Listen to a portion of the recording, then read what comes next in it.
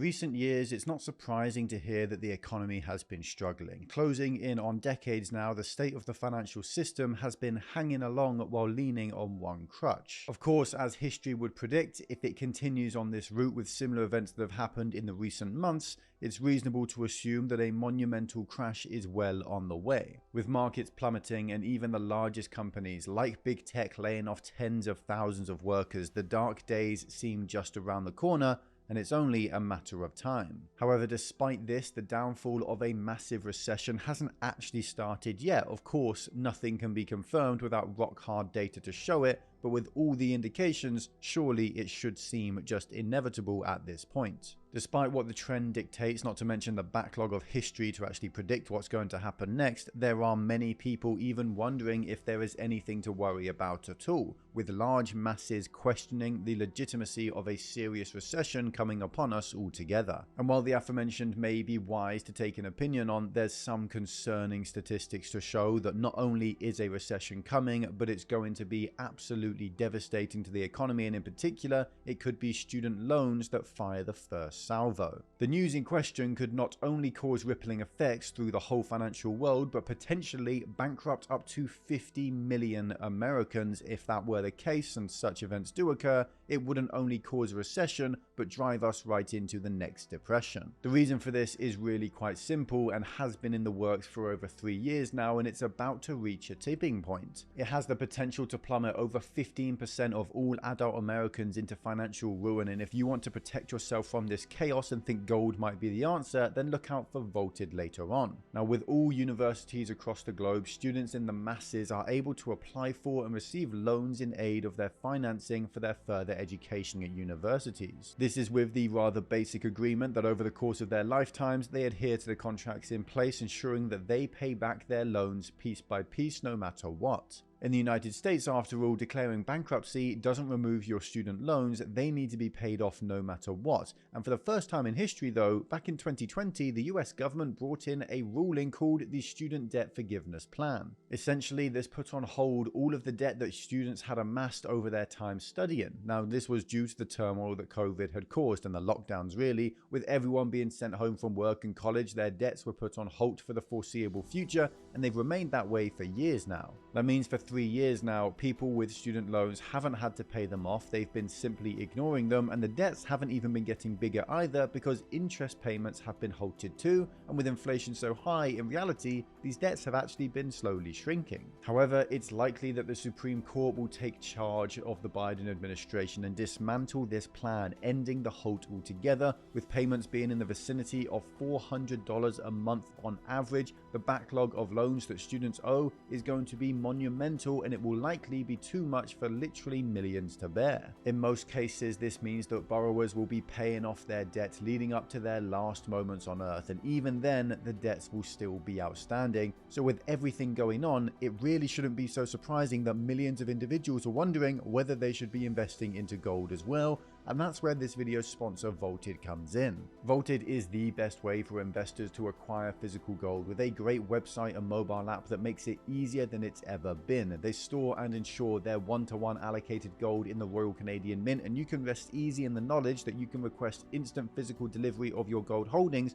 whenever or wherever you desire. Their prices are the best in the market because they store all of their gold at the manufacturer, and they cut out all unnecessary middlemen. They don't charge any premium or spread when buying or selling you gold, and they are as transparent as possible, meaning there are absolutely no hidden fees. I highly suggest you check Vaulted out. There's a link for you all down below in the comments and the description. Again, that's Vaulted in the link down below in the comments and description, and you can help support the channel as well. But how did we actually find ourselves in this situation, and why the hell is no one talking about a $1.5 trillion student debt bubble that is going to burst and bring America down with it?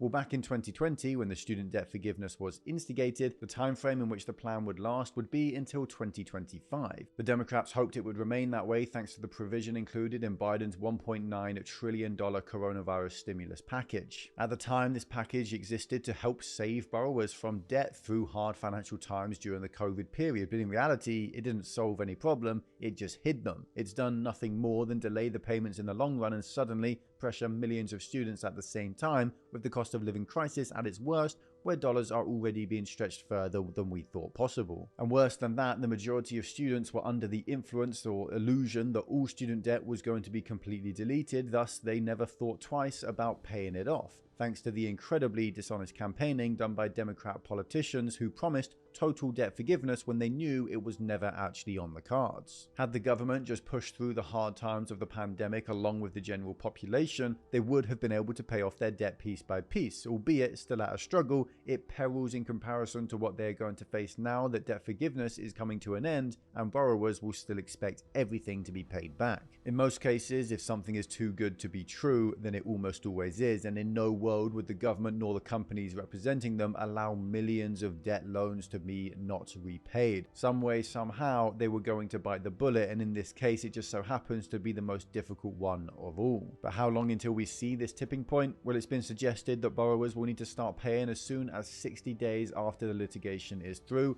and it's no shortage of students either, 45 million of them on the lowest end paying sums in the region of $400 every single month. So it's going to shake the economic state of the entire country and even the entire world. But if something so devastating is on the horizon, why has no one spoken about it, or why did it take so long for people to start speaking about it? In a world where fake news runs circles through the internet, people have become accustomed to hearing what they want and ignoring the rest. Typically, when we hear about the possibility of a recession, it's due to the fall of a currency or a blockage of a major shipping route. The simple fact is that the media, though, they don't want you to be informed, they want you to feel informed. So if no one else talks about the student debt apocalypse, they sure as hell won't be the first ones to bring it up. Now, some might call this a silver lining, but there are suggested measures in place for those who are in serious financial trouble or simply cannot pay up the necessary sums each month when the 60-day litigation period is over. If this is the case, or if someone is unemployed, then they are able to put in a request for the economic hardship or unemployment deferment. But realistically, this would simply be another plaster applied to a torn off leg, and it isn't actually going to fix any underlying problem here, just delay it. In fact, it's stated that these requests will only actually help borrowers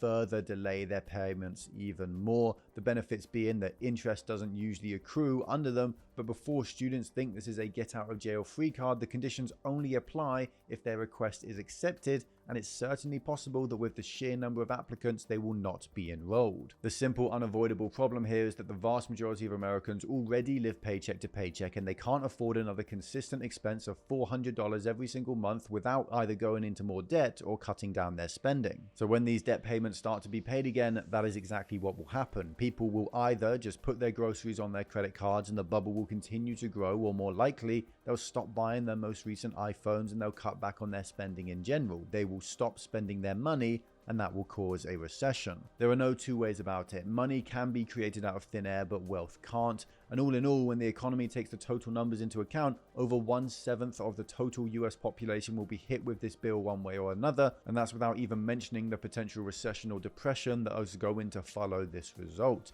The entire American economy will take a hit like a stack of dominoes, eventually leaking abroad and interrupting businesses, including international trade amongst enterprise. Although there will be some degree of flexibility in loan repayments, times are still going to get a hell of a lot harder before they get easier. This could be the opening to a great reset, inflicting conditions so bad that the general populace would do anything to get out of the rut, including the acceptance of a new currency in the form of CBDCs. Putting the debt fallout back in place, or at the very least calming it down, it will all depend on people's morals, whether they want freedom and chaos or control and order. Now, if you want to protect yourself from what is coming and think gold might be the answer, then check out this video sponsor Vaulted, or watch this video here to find out how BlackRock may be on the brink of collapse as well.